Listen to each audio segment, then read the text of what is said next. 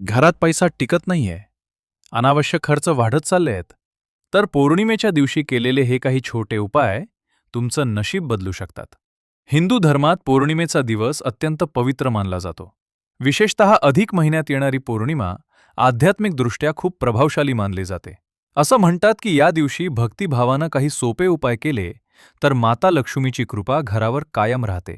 घरात सुख, शांती आणि आर्थिक स्थैर्य निर्माण होण्यास मदत मिळते. सर्वप्रथम, या दिवशी घरातील वातावरण शांत आणि सकारात्मक ठेवणं खूप महत्त्वाचं असतं. कारण शास्त्रानुसार ज्या घरात स्वच्छता, शांतता आणि सात्विकता असते, तेथेच माता लक्ष्मीचं वास्तव्य असतं असं मानलं जातं. म्हणून पौर्णिमेच्या दिवशी सकाळी लवकर उठून घर स्वच्छ करावं. विशेषतः देवघर स्वच्छ करून फुलं अर्पण करावीत आणि शक्यतो घरात वादविवाद टाळावेत, अपशब्द बोलू नयेत, नकारात्मक विचार टाळावेत आणि सात्विक वातावरण ठेवण्याचा प्रयत्न करावा. आता जाणून घेऊया असा एक उपाय जो पैसा टिकून राहण्यासाठी अत्यंत शुभ मानला जातो. यासाठी एक स्वच्छ लाल कपडा घ्या. त्यामध्ये थोडे अक्षता म्हणजे तांदूळ ठेवा आणि त्यासोबत चांदीचं किंवा तांब्याचं एक नाणं ठेवा. यानंतर त्या कपड्याची छोटी पोटली तयार करा. आता या पोटलीला हळद कुंकू लावून तिची पूजा करा. दिवा लावा आणि मनापासून माता लक्ष्मीचं स्मरण करा. शक्य असल्यास ओम श्रीम महालक्ष्मी नमः या मंत्राचा जप करा आणि नंतर ही पोटली तिजोरीत किंवा जिथे पैसे ठेवता त्या ठिकाणी ठेवा. असं मानलं जातं की हा उपाय केल्यानं घरातील अनावश्यक खर्च कमी होण्यास मदत मिळते, आर्थिक स्थैर्य वाढतं आणि घरात बरकत टिकून राहते. याच दिवशी आणखीन एक प्रभावी उपाय केला जातो. 5 गोमती चक्र किंवा 5 कवड्या घ्याव्यात. त्यांना हळद, कुंकू, अक्षता आणि फुलं वाहावीत. दिवा लावून श्रद्धेनं पूजा करावी.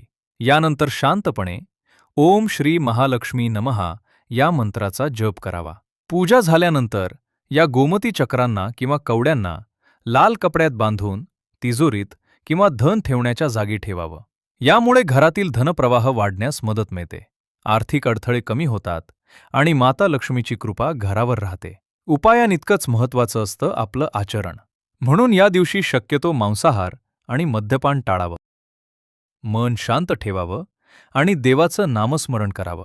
शक्य असल्यास या दिवशी तुळशीसमोर दीपदान करा किंवा सत्यनारायण पूजाही करू शकता.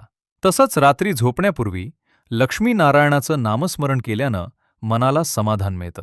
आणि हो, या दिवशी गरजू व्यक्तींना अन्नदान केल्यास अनेक पटींनी पुण्य प्राप्त होतं अशी श्रद्धा आहे. पौर्णिमेचा दिवस हा केवळ पूजा करण्याचा दिवस नाही, तर स्वतःमध्ये सकारात्मक बदल घडवण्याची एक संधी आहे. तुम्ही या पौर्णिमेला कोणता उपाय करणार आहात हे आम्हाला कमेंटमध्ये नक्की सांगा. आणि अशाच भक्तिपूर्ण, सोप्या आणि प्रभावी उपायांसाठी आपल्या चॅनलला सबस्क्राईब करायला विसरू नका. व्हिडिओ आवडला असेल तर लाईक आणि शेअर नक्की करा. शुभ पौर्णिमा. श्री लक्ष्मी नारायणाची कृपा सर्वांवर राहो.